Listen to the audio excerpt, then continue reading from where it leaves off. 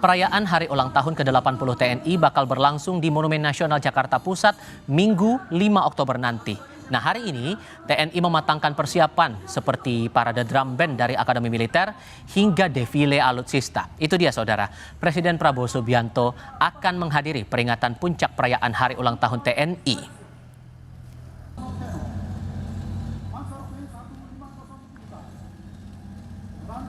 Kami bahas lebih lengkap soal ini bersama para narasumber bergabung lewat sambungan dalam jaringan, anggota Komisi 1 DPR RI fraksi PAN Slamet Aryadi dan pengamat militer Khairul Fahmi. Selamat sore semuanya dengan Tifal, apa kabar?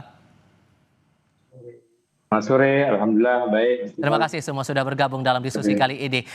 Melihat KRI Brawijaya unjuk kebolehan dalam parade sepanjang hari ini, Pak Slamet, sejauh mana Anda mencermati itu? Karena tampaknya ini jadi hal yang pertama terlihat ya dalam peringatan HUT TNI ditunjukkan kepada publik.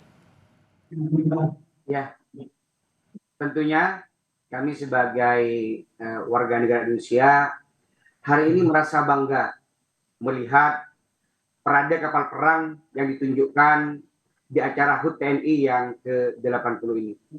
Dan perlu kita sampaikan kepada masyarakat bahwa parade kapal perang yang dihadiri oleh Bapak Presiden Prabowo ini bukan hanya sebatas parade seremonial. Ini menunjukkan bahwa sebagai simbol kekuatan politik dan juga sebagai simbol bahwa pemerintah menjadikan pertahanan negara ini sebagai salah satu prioritas dan menjadi salah satu etalase maritim yang perlu disampaikan kepada dunia bahwa Indonesia punya keseriusan dalam menjaga keamanan dan kedaulatan wilayah lautnya.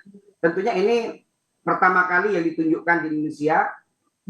Pak Presiden hadir langsung dalam kapal perang. Ini menunjukkan bahwa kekuatan maritim kita patut untuk diapresiasi. Yang menarik ini bagi kita bahwa selain kapal-kapal, ada 51 kapal yang berbaris ini menariknya.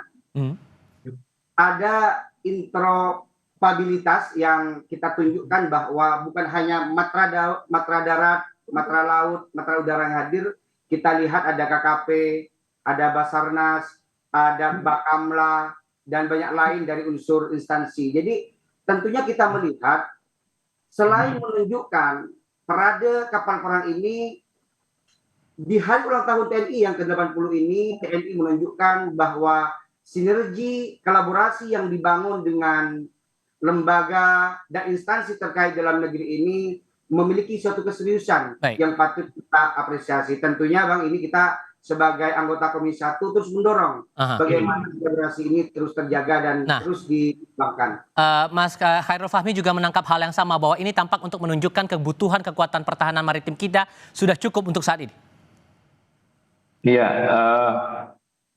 parade ini menurut saya bukan sekedar pertunjukan kekuatan, tapi penegasan kesiapsiagaan. Ya, ada 3 lapis makna. Ya, yang pertama soal sinyal deterrence, kehadiran KRI Brawijaya, kekuatan terbaru kita, itu menunjukkan bahwa TNI AL punya daya tangkal yang nyata di laut, gitu ya, baik terhadap ancaman tradisional maupun non tradisional. Kemudian yang kedua, uji interoperabilitas, ya, tidak hanya antar matra dan TNI, tapi juga lintas instansi, ada Bakamla, KKP, Polairut, sampai Basarnas ikut serta. Ini mencerminkan pendekatan whole government di laut, gitu ya.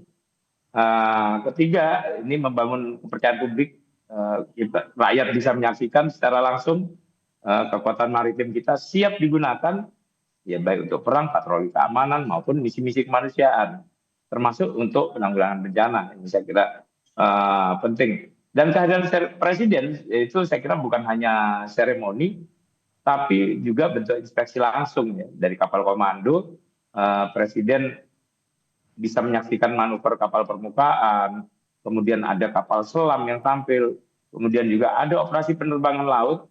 Ini kan memberikan pesan bahwa Presiden sangat menaruh perhatian pada pembangunan kekuatan maritim sebagai pilar pertahanan sekaligus diplomasi Indonesia. Oke, ditambah lagi kalau kita membaca awal kepemimpinan Presiden Prabowo ini, Mas Slamet, disepakati pembelian alutsista, kemudian ada juga penambahan anggaran yang telah disepakati waktu itu antara Menteri Pertahanan bersama TNI dan juga DPR waktu itu jadi 187,1 triliun rupiah dengan fokus membangun kekuatan TNI, itu disebutkan oleh Menhan. Sejauh mana membaca itu dari DPR?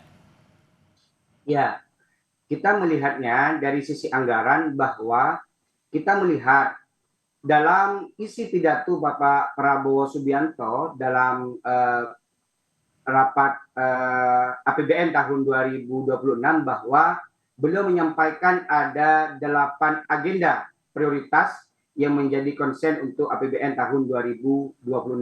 Kita melihat agenda prioritas ke-7 bahwa pertahanan negara menjadi salah satu prioritas yang dikedepankan dalam APBN tahun 2026 ini. Tentunya kita melihat dari postur anggaran yang mungkin dari tiap tahun bertambah, pada prinsipnya bukan semata-mata menambah anggaran, tapi pemerintah memiliki prinsip bahwa prioritas pertahanan negara ini menjadi salah satu prioritas yang perlu kita perkuat dari sisi pertahanannya. Karena kita melihat hari ini dalam Perpres saja, Perpres 85 tahun 2025, bahwa Kemhan diberikan tambahan tugas oleh Bapak Presiden Prabowo, yaitu berkaitan dengan farmasi pertahanan dan juga berkaitan dengan intelijen pertahanan. Jadi dalam anggaran ini, dalam rupiah yang digunakan untuk tahun 2026 ini, semata-mata digunakan untuk menjaga pertahanan dan kedaulatan negara kita. Karena ketika berbicara tentang pertahanan, bukan lagi tentang melihat dari sisi alutsista. Di situ juga ada SDM yang harus kita perkuat, profesionalisme prajurit, juga berkaitan dengan teknologi, juga berkaitan dengan penguatan kesehatan dan intelijen. Tentu ini menjadi konsen kita bagaimana anggaran di tahun 2026 ini difokuskan untuk meningkatkan pertahanan negara kita. Dan untuk sektor atau pemahaman publik menyangkut pembangunan kekuatan TNI itu, Mas Khairul, sejauh mana publik harus paham di sini? Ya, tentu publik harus memahami bahwa istilahnya kehadiran maritim yang kredibel ini memperkuat banyak hal, ya. Diplomasi salah satunya, ya, dengan armada yang siap ini Indonesia bisa lebih percaya diri, ya, di meja perundingan, sekaligus juga lebih dihormati di kawasan. Dan perlu dipahami juga bahwa kekuatan laut yang kita bangun terus dan kita gelar hari ini itu bukan dalam kerangka untuk memicu konflik gitu ya, tapi justru untuk menegaskan kesiapan Indonesia untuk berpartisipasi aktif menjaga stabilitas kawasan, menjaga stabilitas Asia Tenggara, Indo-Pasifik terutama, kemudian juga sekaligus memberi ruang bagi diplomasi untuk bisa bekerja di ruang politik untuk memastikan kawasan yang tetap kondusif gitu. Nah, kemudian saya juga melihat bahwa dari sisi interoperabilitas gitu ya, ini kita lihat ada kehadiran tadi ya, ada kehadiran kapal-kapal Bakamla, BKKP, Polairut sampai Basarnas. Ini kan juga menegaskan bahwa ya, urusan keamanan laut, keamanan maritim ini memang tidak bisa ditangani oleh TNI saja. Gitu.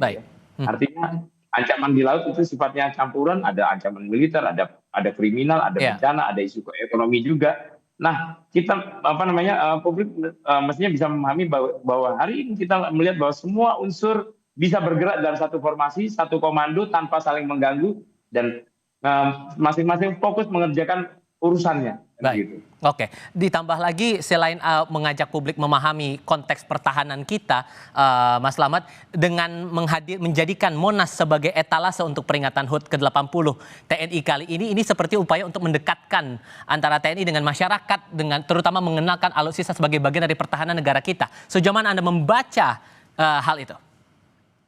Ya, kalau kita melihat dari tema yang diangkat oleh TNI hari ini di HUT TNI ke-80 ini adalah yang pertama TNI Prima, TNI Rakyat, Indonesia Maju.